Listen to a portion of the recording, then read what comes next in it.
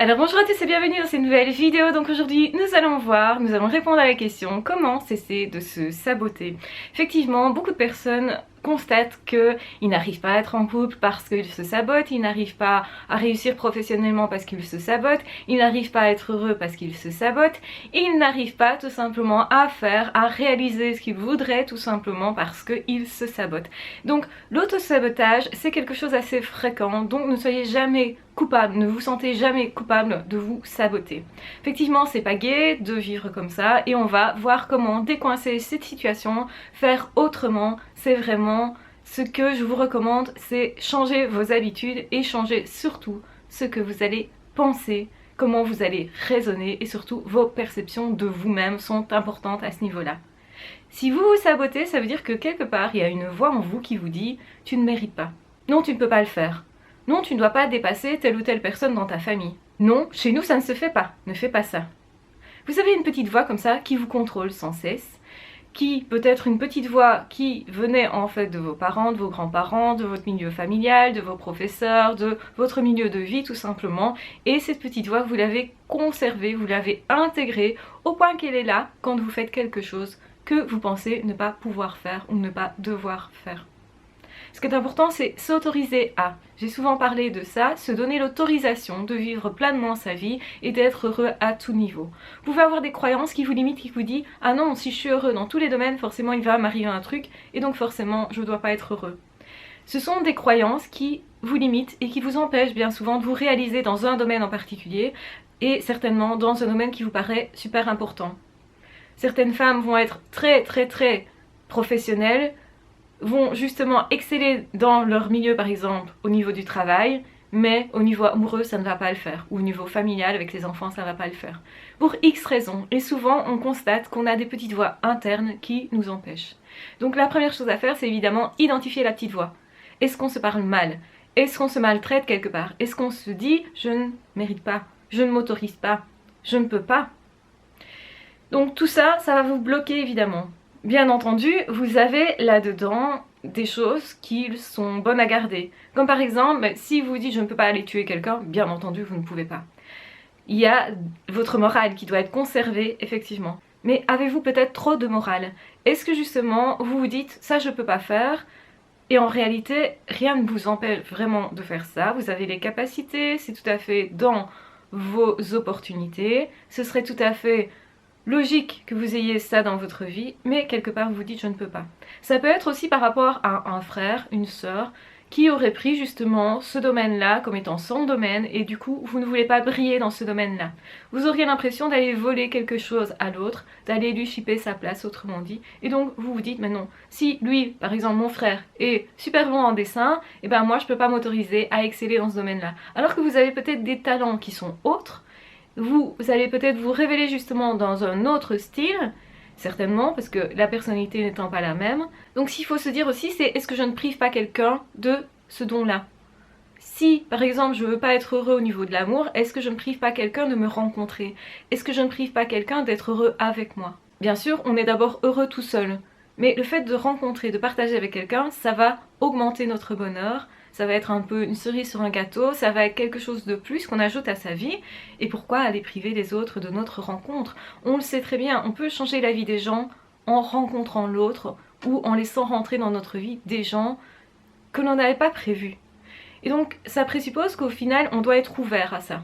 Donc ça veut dire qu'on doit s'autoriser à rencontrer. Avant même d'avoir rencontré, il faut au moins savoir que effectivement je m'autorise si jamais ça arrive à le faire.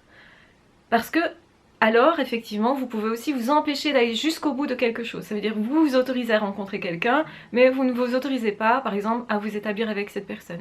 Donc c'est à dire que vous allez effectivement aller boire un verre avec cette personne, enchaîner peut-être sur un deuxième, troisième rendez-vous, passer un bon moment, etc. Et puis vous allez vous arrêter là. Vous allez faire le mort à ce moment-là, c'est une forme d'auto-sabotage bien entendu. Et ce qui est important, c'est de prendre conscience et de se dire je ne sabote pas que moi, je sabote aussi la relation à l'autre, donc je sabote quelque part l'autre. Est-ce que l'autre a mérité ça? Eh bien je pense que non. Et quand vous réfléchissez comme ça, quand vous êtes plutôt décentré de vous et centré sur l'autre, c'est beaucoup plus facile de se dire mais peut-être qu'au fond l'autre le mérite. L'autre mérite de me rencontrer, l'autre mérite que je lui montre mon talent, l'autre mérite que je travaille avec lui, l'autre mérite que je mette à profit ce que je sais. et ce que je connais au niveau professionnel et ce que je connais aussi au niveau affectif éventuellement. Donc quand vous pensez comme ça, vous avez tendance à vous dire ok, là j'ai plus tendance à vouloir me décoincer pour l'autre, à vouloir avancer pour l'autre. Et vous le ferez aussi pour vous et ça va faire boule de neige en fait. Donc travaillez sur votre petite voix intérieure et dites-vous je m'autorise à, je mérite le meilleur, je mérite d'être heureux dans tous les domaines. Continuez de vous répéter ça. Parce qu'il ne suffit pas juste de se le dire une fois, ce n'est pas suffisant, il faut vraiment l'ancrer. Pour ancrer quelque chose, il faut le répéter, répéter, répéter, répéter. Et beaucoup de personnes justement ne s'autorisent pas à se répéter ce genre de choses parce qu'ils trouvent ça débile, ils pensent que ça ne va pas marcher. Et en fait, il faut expérimenter. Donc c'est bien la théorie, c'est très bien. Mais il faut expérimenter dans sa vie les choses et se dire ok, je vais mettre ça en pratique. Comment est-ce que ça peut faire en sorte que ma vie se modifie? Dans le bon sens du terme forcément. On va essayer en tout cas d'être mieux déjà avec soi. S'autoriser à être qui l'on est. Se dire ok, je suis pas parfaite, c'est bien. Et c'est très bien. Donc ça c'est important de se dire comme ça, tout est bien, comme ça. Ça ne veut pas dire que je veux pas me perfectionner dans un domaine ou l'autre. Ça veut dire que simplement j'accepte l'état dans lequel je suis actuellement. Et ça veut dire que j'accepte aussi mes faiblesses éventuelles. Et en m'acceptant complètement, à ce moment-là, je peux me dire que je m'autorise à aller vers l'autre, rencontrer aussi quelqu'un qui sera imparfait et vivre quelque chose qui sera imparfait. Parce que vous avez parfois des gens qui attendent la perfection, qui attendent effectivement que tout s'aligne, que tout soit parfait, que la personne arrive au bon moment, ou la personne attend qu'on vienne les chercher. Si vous n'êtes pas un minimum ouvert, alerte à ce qui se passe autour de vous, forcément les occasions elles vont passer sans que vous les ayez vues vraiment, ou sans que vous ayez l'audace de les saisir. C'est aussi au niveau professionnel, hein, c'est pas qu'au niveau amical ou amoureux, hein, c'est vraiment à tout domaine de vie. Si vous n'êtes pas un peu ouvert, et contrairement à ce qu'on pense, on croit que la chance nous tombe dessus la plupart du temps, c'est pas du tout le cas. On dit souvent, l'amour vient quand on ne s'y attend pas. Eh bien moi je dirais l'inverse. Quand on s'attend à quelque chose, on est alerte, on s'attend justement à croiser des opportunités, des belles personnes, à vivre des chouettes moments, à être bien professionnellement, à avoir justement l'audace de saisir sa chance, c'est d'abord la percevoir. Et pour ça, il faut être prêt, il faut être alerte, et il faut être paisible avec ça. Se dire, ok, je suis alerte, mais je ne suis pas crispée sur cette alerte-là.